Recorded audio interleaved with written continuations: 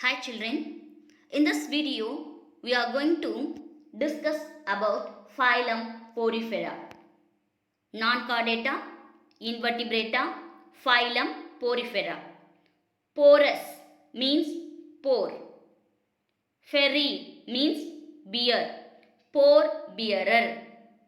Phylum Porifera in Latin term, porous means pore, right?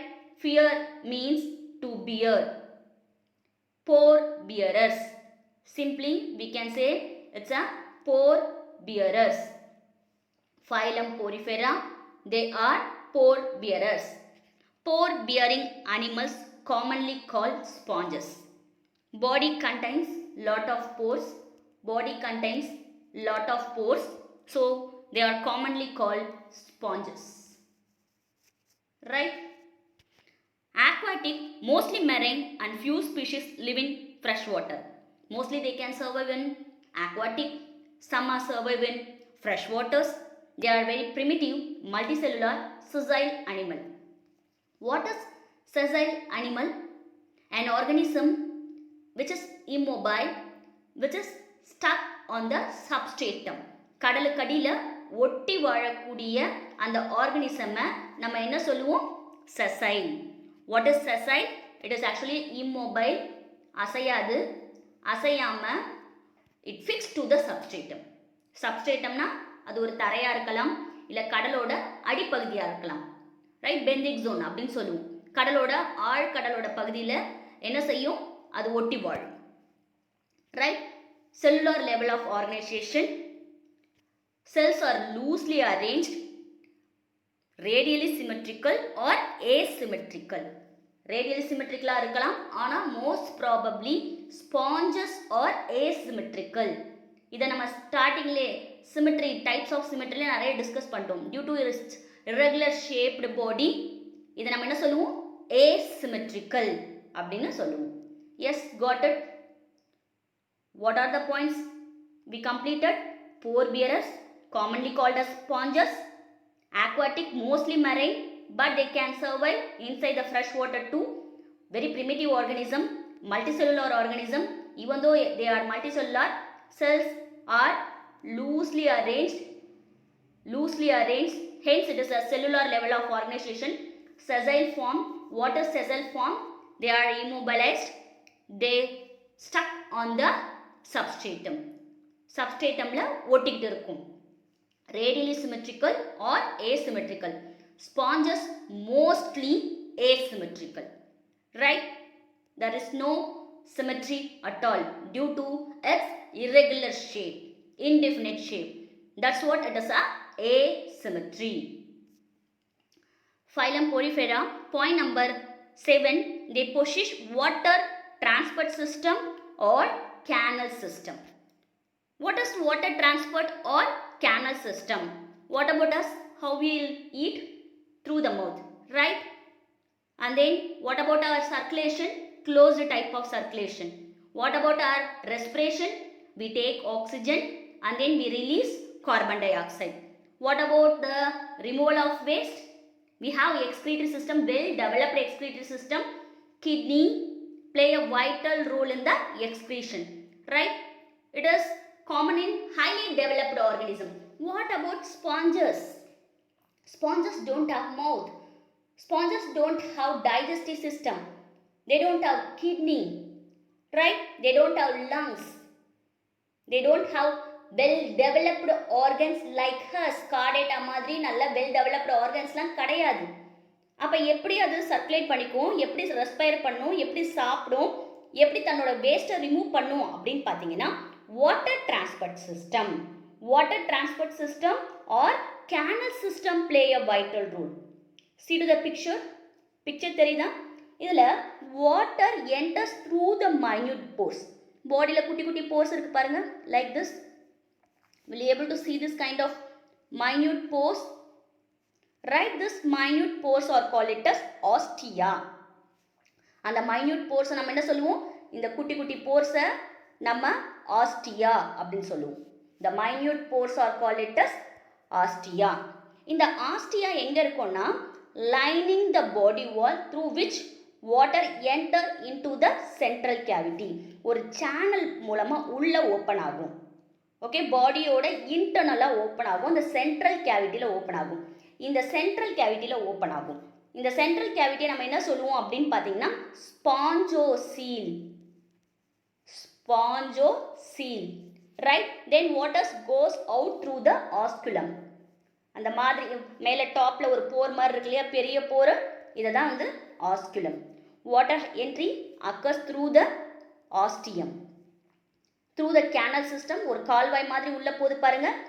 It enter inside the cavity, inner cavity. The inner cavity is called it as spongiocele. This is called it as spongiocele. Then the water goes out through the osculum. Osculum is a common canal present at the top of an organism. What is the benefit of water transport system? With the help of the water canal system only, it gathers the food from the oceanic water or fresh water.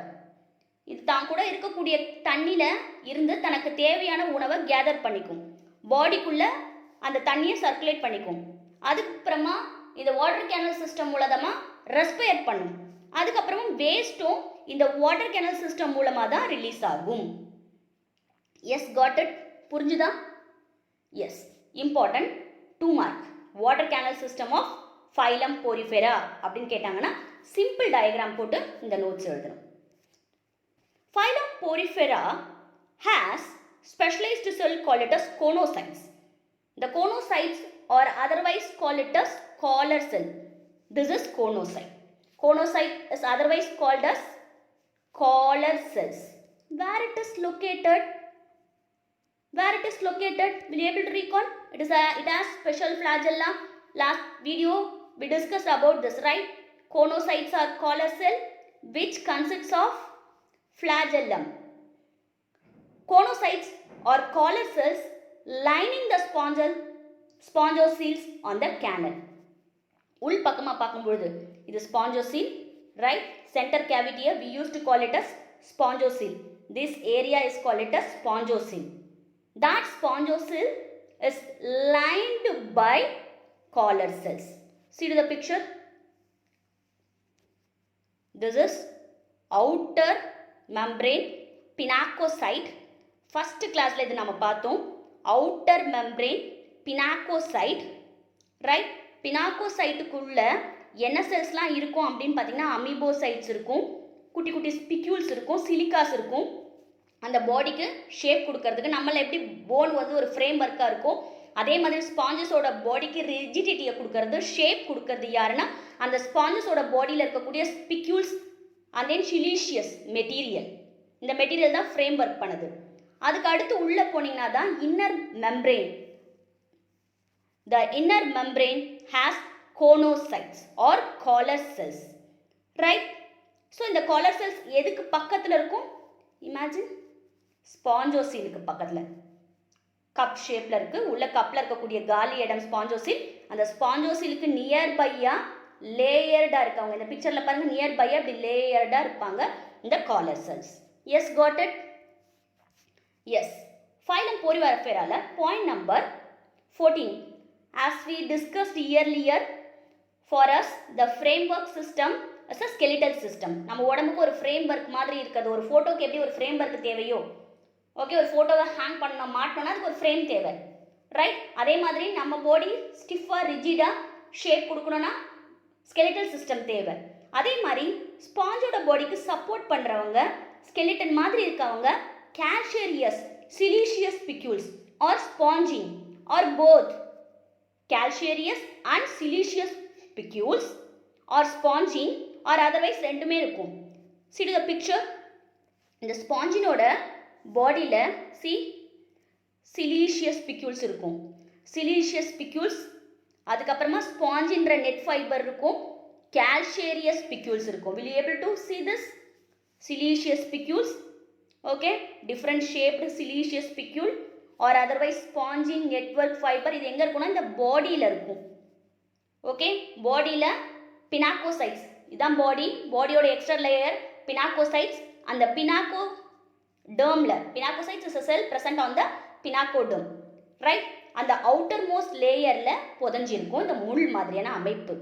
Okay, it may be a calcareous, it may be a siliceous, or it may be a both calcareous, siliceous. Some of the time that spicules present in the form of network fiber called it as spongin. சில spongesல siliceous spicule இருக்கலாம், calcareous spicule இருக்கலாம், spongin இருக்கலாம். எல்லா அமைப்புமே சேர்ந்திருக்கும். What is the use of these spicules? It gives the framework to the sponge body. அந்த sponge bodyக்கு என்ன கொடுக்குது? ஒரு shape கொடுக்குது, skeleton மாதிரி ஆப்ரேட் பண்ணுது. Point number 15, holozoic digestion. What is holozoic nutrition or digestion? The nutrition taken in the form of solid particles. அந்த nutrition solid particles உள்ள போச்சுன்னா அதை என்ன சொல்லுவோம்? holozoic. அதிலிருந்து அவங்க நியூட்ரிஷனை எடுத்துப்பாங்க. நம்ம holozoic nutrition, human is a holozoic nutrition. We are taking food in the form of solid particles, most probably nutrition made through the food, solid food. That is called it as holozoic. Intracellular digestion. What is intracellular digestion? As we studied earlier, sponge's body has loosely arranged cells, so the digestion takes place inside the cell, that particularly in the cytoplasm. Right? So it's a intracellular digestion. செல்லுக்குள்ள நடந்தா intracellular digestion, செல்லுக்கு வெளியே நடந்தா extracellular digestion. So spongesல nutrition holozoic, intracellular. holozoic என்னது? solid particles உணவா எடுத்து அதுல இருந்து நியூட்ரிஷனை எடுத்துக்கிட்டாங்கன்னா holozoic. intracellular digestion ஸ்பாஞ்சஸோட பாடியில செல்லு தான் இருக்கும், லூஸ் அரேஞ்சா இருக்கும். அந்த செல்லுக்குள்ள டைஜஷன் நடந்தா, செல்லுக்குள்ள சைட்டோபிளாசம்ல டைஜஷன் நடந்தா intracellular digestion. Yes, sponges has spongin versus spicules. What is spongin? What is the difference between spongin versus spicule? Spongin is a fiber that gives the sponge its shape, keep it from collapsing. Collapse ஆகாம அந்த fibre பாதுகாக்கும். Spongin is a fiber. Spicule, skeleton is made up of tiny calcium carbonate or little spikes of silicon dioxide. ஒன்று calcium carbonate இல்ல silicon dioxideனால அந்த spicules இருந்ததுன்னா, spikes இருந்ததுன்னா அது spicules வெரைட்டின்னு சொல்லுவோம். நெட்வொர்க்கா இருந்தா ஸ்பாஞ்ச் பாடியில ஸ்பாஞ்சிங், முள்ளு முள்ளா கால்சியம் கார்பனேட்னாலேயோ இல்ல சிலிகான் டை ஆக்சைட்னாலேயோ மாறி இருந்தா that is called it as spicules. ரெண்டுமே எதுக்காக? அந்த பாடிக்கு ஷேப் கொடுக்குது, அந்த பாடிக்கு ஒரு ஃப்ரேம் ஒர்க்கா வேலை செய்யுது. Yes, got it. Phylum Porifera, point number 16. All sponges are hermaphrodites. The ova and sperm are produced by the same individual. What is hermaphrodite? Sperm, ova formed from the single individual. ஒரே இண்டிவிஜுவல்ல, ஒரே உயிரினத்துல ஸ்பெர்மும் எக்கும் form ஆனா hermaphrodite. The ova and the sperms are produced by the same individual. ஒரே இண்டிவிஜுவல்குள்ள egg and sperm form ஆனா that is called it as hermaphrodite. Right? Reproduction asexual-ஆவும் இருக்கும், sexual-ஆவும் இருக்கும். Phylum Porifera-ல reproduction எப்படி நடக்கும்னு பார்த்தீங்கன்னா sexually, asexually ரெண்டு ப்ராசஸும் நடக்கும். அப்போ asexual-ஆ எப்படி நடக்கும்? asexual-ஆ fragmentation gemule formation மூலமா நடக்கும். ஒரு ஸ்பாஞ்ச் ஒரு குட்டி ஃப்ராக்மெண்ட்டா ஓகே பட்டா மாறது, that is also a asexual reproduction. ஸ்பாஞ்சஸ்ல பட்டிங்கும் நடக்கும், குட்டி குட்டி ஃப்ராக்மெண்ட்டா உடைஞ்சி அந்த குட்டி ஃப்ராக்மெண்ட்ல இருந்து அந்த ஸ்பாஞ்ச் ஃபார்ம் ஆகும். asexually by fragmentation or gemule formation. gemule formation இன்னும் கொஞ்ச நேரத்தில் பிக்சரோட உங்களுக்கு சொல்லித்தரேன். asexual reproduction எது மூலமா நடக்கும்? fragmentation மூலமா நடக்கும் or gemule formation மூலமா நடக்கும். sexual reproduction, we know that one clearly. What is sexual reproduction? Fusion of male gamete sperm with female gamete ova which produces zygote is called it as fertilization. That process is called it as the fusion of male and female ova process is induced by sexual reproduction. Sexual reproduction la என்ன நடக்கும்? ஸ்பெர்மும் ஓவாவும் fuse ஆகி young one form ஆகும். So ஸ்பாஞ்சஸில் அது ஹெர்மோப்ரோடைட்னு சொல்லிட்டோம். அதனால reproduction செக்ஷுவலாக நடக்கும். ஸ்பாஞ்சஸில் asexual process நடக்கும். Asexual process எப்படி நடக்கும்? Fragmentation, gemule formation. Clear? Yes, I hope you can understand. Right? See to the picture. Spongesல குட்டி குட்டி bud form ஆகுதா? buds form ஆகுதா? That is asexual reproduction. அதே ஸ்பாஞ்சில் பாருங்க, ஒரே ஸ்பாஞ்சில் எக் செல்லும் ஃபார்ம் ஆகுது. அதே ஸ்பாஞ்சில், அதே பக்கத்தில் இருக்கக்கூடிய காலனியல் ஸ்பாஞ்சில் ஸ்பெர்ம் ஃபார்ம் ஆகுது. இந்த ஸ்பெர்மை யார் என்கல்ஃப் பண்ணுவானா? கோனோசைட்ஸ். ஓகே, நம்ம பார்த்தோம் காலர் செல்ஸ் என்கல்ஃப் பண்ணிடுவாங்க. அதுக்கப்புறமா என்ன நடக்கும் அப்படின்னு பார்த்தீங்கன்னா, இந்த எக்கும் ஸ்பெர்மும் ஃபியூஸ் ஆகும். ஃபியூஸ் ஆகி எம்ப்ரியோவாக மாறும். அதுக்கப்புறமா பிளாங்க்டானிக் ஆம்பிபிளாஸ்டுலா லார்வா, யங் ஸ்டேஜ், இளம் பருவம், ஆம்பிபிளாஸ்டுலா அப்படின்ற லார்வாவாக மாறும். அந்த லார்வா செட்டில் ஆகும். ஓகே, சப்ஸ்டேட்டமில் செட்டில் ஆகும். அப்படி செட்டில் ஆகிறதா நம்ம என்ன சொல்லுவோம்னா சசைல் ஃபார்ம், ஒட்டி வாழறது, தரையோட ஒட்டி வாழறது. அதுக்கப்புறமா நியூ ஸ்பாஞ்சா ஃபார்ம் ஆகும்.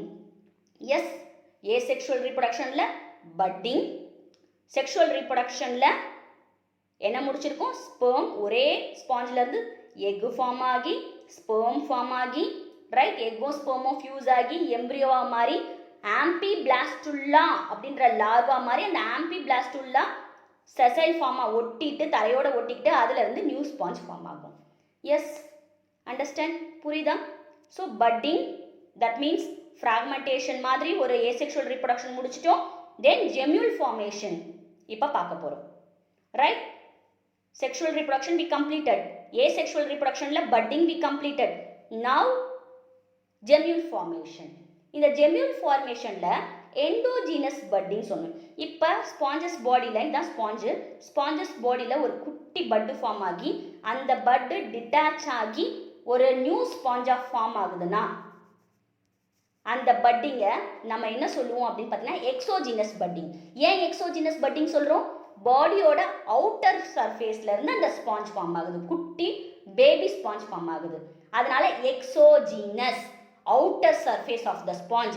ஒரு ஸ்பாஞ்சோட ஒரு ஸ்பாஞ்சு, இது பேரண்ட் ஸ்பாஞ்சு, அந்த பேரண்ட் ஸ்பாஞ்சோட அவுட்டர் சர்ஃபேஸ்ல இருந்து ஒரு பேபி ஸ்பாஞ்ச் ஃபார்ம் ஆகிறத நம்ம exo, the word exo means outside. Okay, outside bud formation is called it as exogenous budding. அப்போ எண்டோஜினஸ் பட்டிங்கும் நடக்குதான். ஸோ அதுக்கு ஆப்போசிட்டாக, think opposite. What is endogenous budding? Internal budding. Exactly, endogenous budding. Imagine this is a sponge. அந்த ஸ்பாஞ்சோட இன்டர்னலாக குட்டி குட்டி குட்டி குட்டி ஜெம்யூல்ஸ் ஃபார்ம் ஆகுதான்.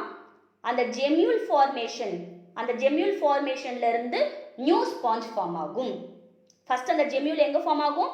அந்த ஸ்பாஞ்சோட இன்டர்னலி, இன்டர்னல் சர்ஃபேஸில், உள் பக்கமா.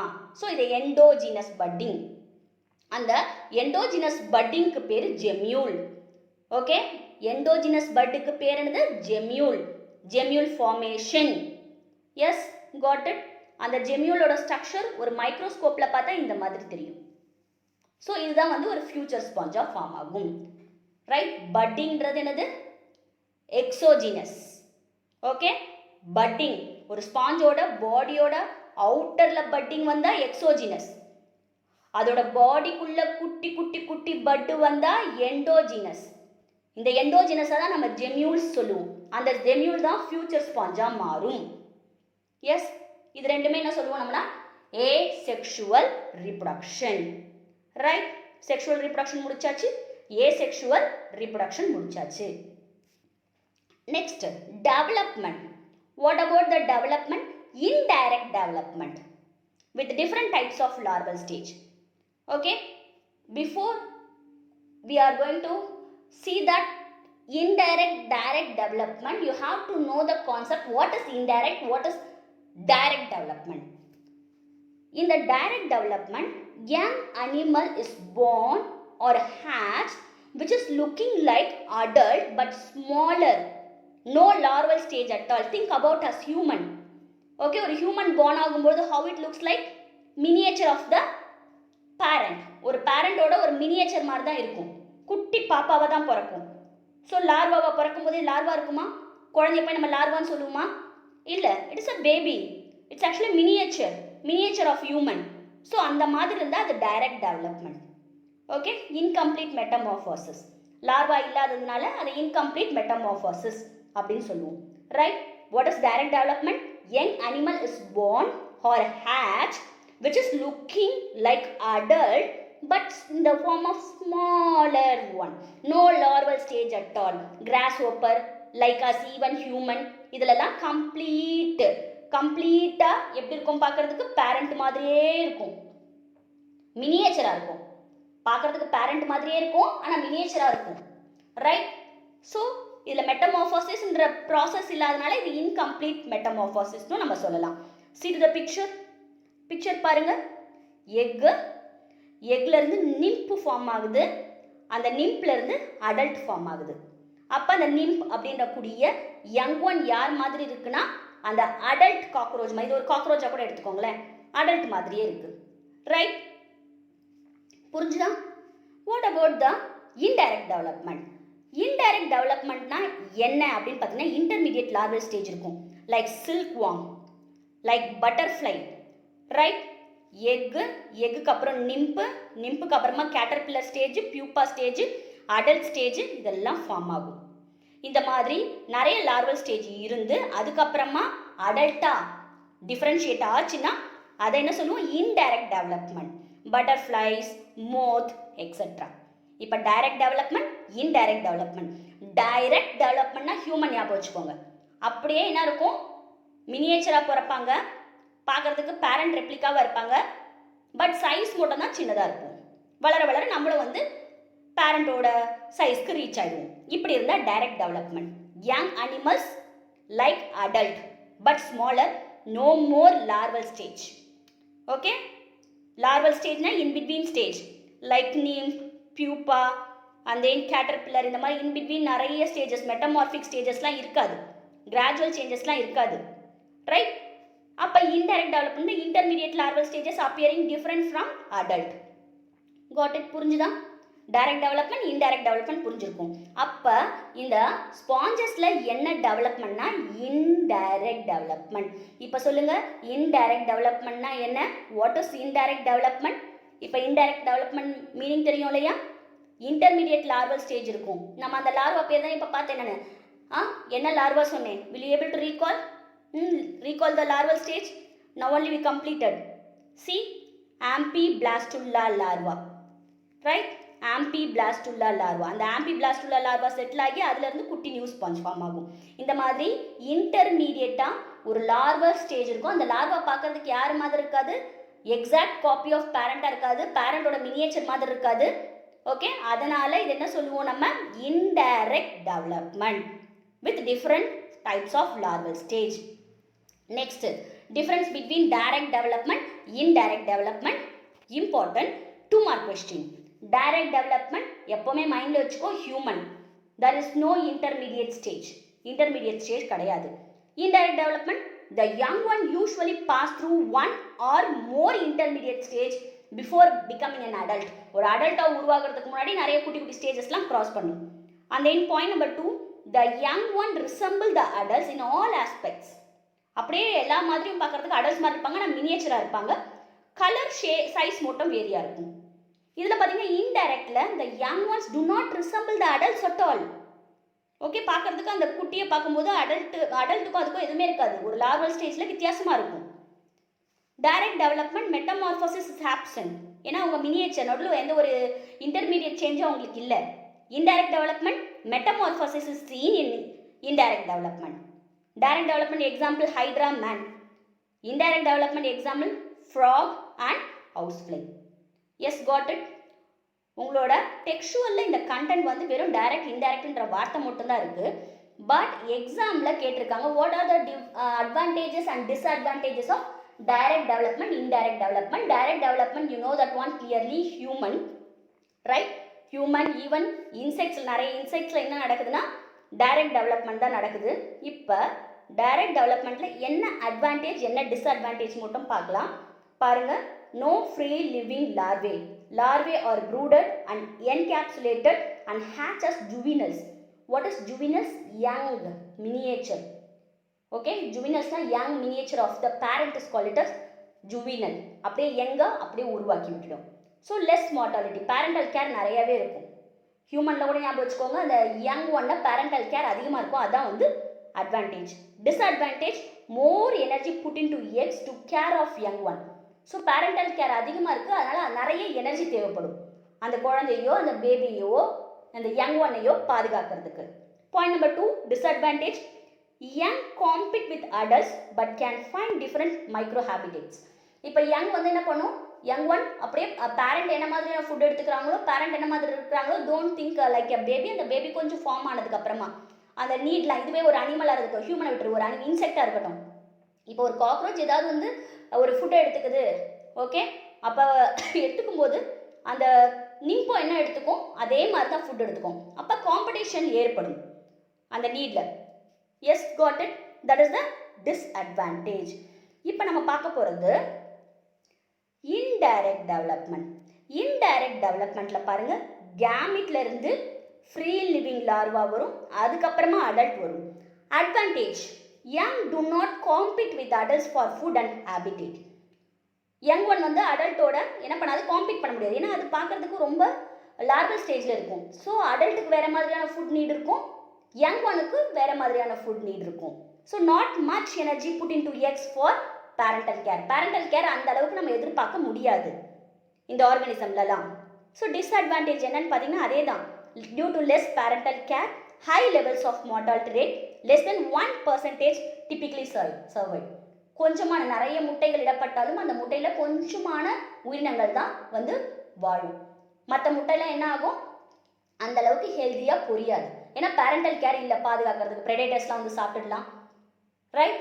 So there is no parental care in the indirect development. I hope you can understand. எக்ஸாமில் இந்த கொஷின் புக் பேக் கொஷினே இருக்குது, பட் என்ன இல்லை, அதுக்கான நோட்ஸ் இல்லை, copy down the notes.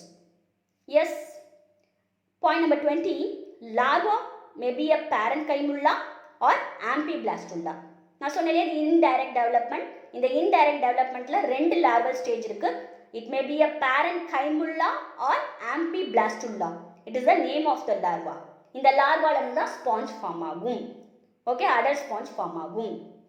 Porifera examples, okay, நீட்டுக்கும் சரி நமக்கு 11th போர்ஷனுக்கும் சரி இந்த மாதிரி எக்ஸாம்பிள்ஸ் எப்படி கேட்பாங்கன்னா, match the following, find the odd one out, okay, டிஃப்ரெண்ட்டான உங்களுக்கு ஸ்கில் பேஸ்டு கொஷினில் இதெல்லாம் கேட்கலாம். அதனால் example you have to read all the example with scientifical name. Phylum Porifera, example Sycon Scypha. Spongilla, it's a fresh water sponge. Euspongia, bath sponge. Euplectella, Venus flower basket. Once again I repeat, Cycon, Skypa, Spongilla, freshwater sponge, Euspongia, bath sponge, Euplectella, Venus flower basket. Yes.